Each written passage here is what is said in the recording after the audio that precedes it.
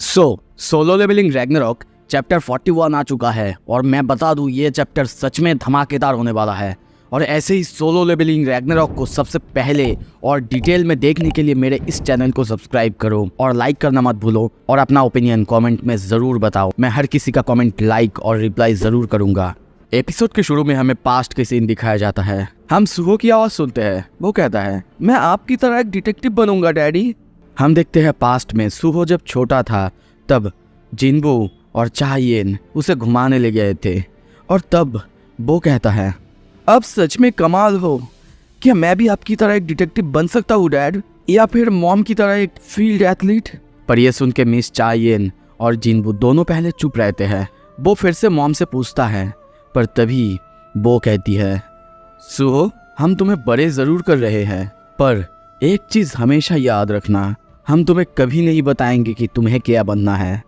ये तुम खुद डिसाइड करोगे तुम्हें क्या बनना है, तुम्हारे क्या सपने हैं। पर वो कहता है, पर मुझे तो आप दोनों की तरह बनना है, आप दोनों सच में बहुत कूल हो। ये सुनते ही वो कहती है, ओह अगर ऐसी बात है तो ऐसा ही सही, पर मैं होप करती हूँ कि तुम पहले खुद से पूछोगे कि सच में तुम वही चाहते हो कि नहीं। सुहो नैरेट करता है, तब मुझे पता नहीं था मॉम ने ऐसा क्यों कही थी, पर फिर कुछ समय बाद मैं डैड के फुटस्टेप पर चलना चालू किया और कभी खुद से पूछा भी नहीं कि मुझे क्या चाहिए, मैं किस चीज़ में अच्छा हूँ। यहाँ तक कि जब मैं पेंट करता था मैं हमेशा एंट ही बनाता था। मास्टर मुझसे कहते भी थे कि मैं एक ही चीज़ करूँगा मैं कभी बेहतर नहीं हो पाऊँगा, पर मैं कहता था अगर मैं करूँगा तो इसी चीज़ में मैं महारत हासिल कर लूँगा। पर उन्हीं एंट में से मास्टर ने एक एंट को देख के कहा था ये कुछ यूनिक है। तभी हम उसके उसी फोटो को देखते हैं जो एंट की तरह नहीं लग रहा था।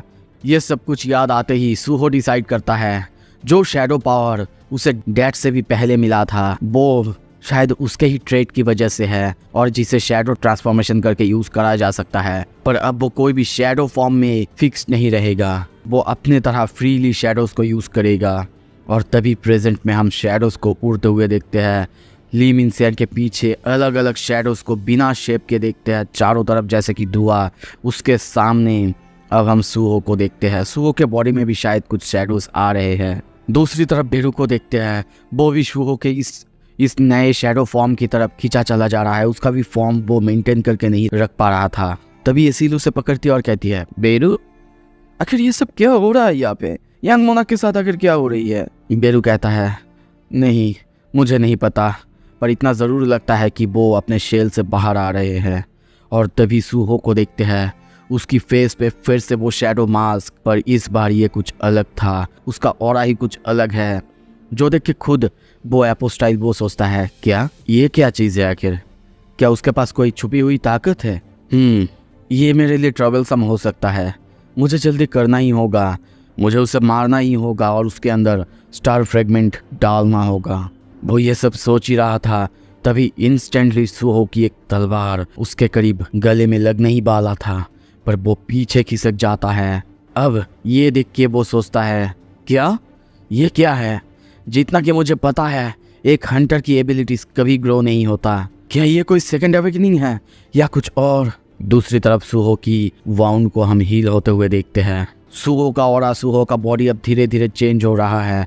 उसकी हाथों को चेंज होके हम पूरी तरह से शैडोज़ में ढकते हुए देखते हैं। उसका बॉडी नहीं कहूँगा पर उसका एक हाथ पूरी तरह से बदल चुका है। उसके पीछे अलग अलग शैडोज़ को देखते हैं जो कि लगभग बिना फॉर्म के हैं या फिर अपना फॉर्म चेंज करे जा रहे हैं। अब सुहो कहता है, क्या शैडो ट्रांसफॉर्मेशन शैडोज़ को सिर्फ वेपन बनाने के लिए यूज़ हो सकता है। अगर मैं अच्छे से सोचूं शैडोज़ का ट्रीट ही ऐसा है कि वो अपने शेप, वो अपने फॉर्म्स को चेंज कर सकते हैं। तो अगर ऐसी बात है तो मुझे उन्हें अलग अलग तरीके से यूज़ करना चाहिए। और तभी हम देखते हैं वो एक ड्रैगन जैसा कुछ अपीयर कराता है जो कि सीधा जाके एपोस्टाइल को खाने वाला था। पर वो एपोस्टाइल उस ड्रैगन या फिर काकासा वेनम उसको अपने तलवार से स्लैश करता है। पर तभी पीछे से एक और जाइंट निकल आता है जो कि उसके पीछे से आके हमला करता है। पर थोड़ी ही देर में वो भी चौंकता है क्योंकि हम देखते हैं उसके हमले को भी उस एपोस्टाइल ने रोक दिया था और कहता है, मैंने तुमसे ऑलरेडी कहा था ना, चाहे तुम्हारे पास कितने भी सोल्जर्स हो पर कुछ भी मेरे आगे काम नहीं आएगा। और तभी वो एक स्लैश में उस शैडो को भी डिसअपीयर करा देता है। पर तभी सामने जब देखता है चौंकता है, क्योंकि हम सारे शैडोज को अब सुहो के आसपास अपीयर होते देखते हैं।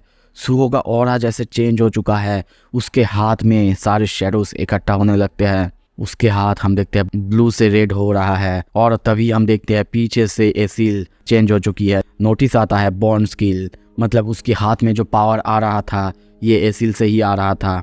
और आई होप कि यहाँ पे वो शैडोज का भी यूज़ कर रहा है, इसीलिए वो वैसा लग रहा था। और तभी सुहो अपनी जगह से बहुत तेज़ी से उसकी तरफ जाता है और उस पर हमला करने वाला ही था। पर वो एपोस्टाइल को हम देखते हैं, वो सोचता है ये मैजिक पावर डेफिनेटली डेंजरस लग रहा है, पर मुझे नहीं लगता ऐसे अटैक से मुझे कुछ होगा। और तभी वो सुहो के ऊपर अलग अलग तरीके से स्लैश करता है, जिससे हम देखते हैं सुहो का खून निकल आता है। उसकी हालत भी बहुत ज़्यादा ख़राब हो जाता है। ये देख के वो हंसता है और कहता है, जैसा कि मैंने कहा था ये मुझे हरा नहीं सकता। सुहो लगभग बेहोश होने ही वाला था, पर तभी वो फिर से आँख खोलता है। उसकी आंखों में हम उसकी गुस्से को, ताकत को देखते हैं। वो कहता है, वाओ, तो शैडो ट्रांसफॉर्मेशन को ऐसे भी यूज करा जा सकता है। तभी वो एपोस्टाइल उस पर हमला करता, पर उसके पीछे हम और एक अजीब तरह के शैडो को देखते हैं। वो कुछ करता उससे पहले ही एक खतरनाक पंच उसके फेस पे आके लगता है, जिससे वो बहुत बहुत दूर उड़ जाता है और एक चट्टान पे जाके लगता है।